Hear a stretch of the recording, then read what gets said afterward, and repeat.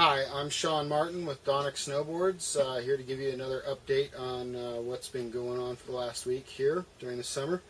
Last Wednesday I decided it was time to revisit our plate system and do a little bit more work towards getting it ready to go.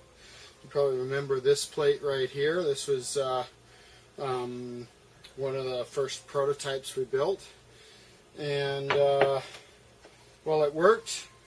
It really isn't capable of accomplishing some of our goals.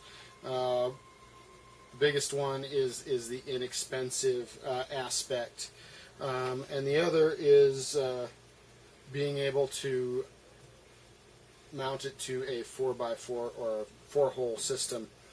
So this plate worked for testing purposes, but we need to move on and do a couple of things. Now there's a couple of things we have to do to accomplish our goals.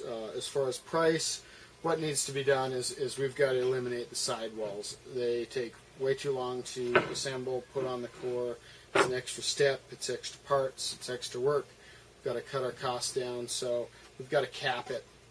So if you look here, this is the first capped version I made yesterday, actually.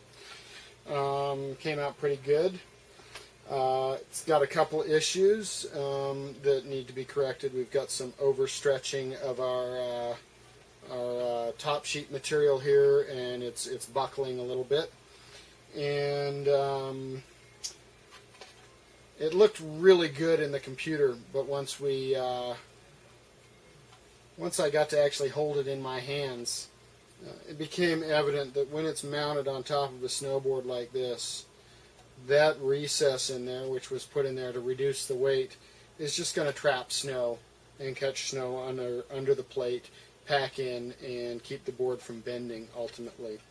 So discarded that design yesterday after this was pressed, and came up with something new. Eliminated the groove down the middle and pinched the waist a little bit more, and decided I'd try and make it a little bit stiffer, and it actually came out dramatically stiffer by putting this little raised surface on top of the core here. So this has actually stiffened it more than 25% just by adding this little raised section here.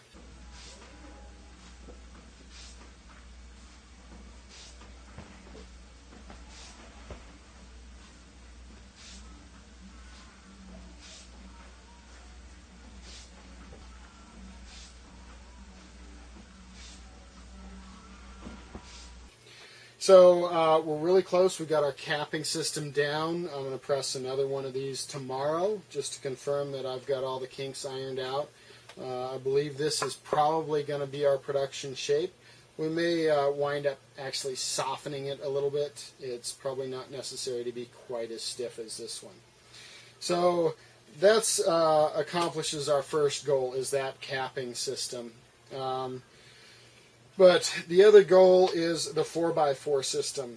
And what's really necessary or unique about, well, with the UPM or Universal Plate Mount insert pattern, all the components can easily be mounted to the plate or the board.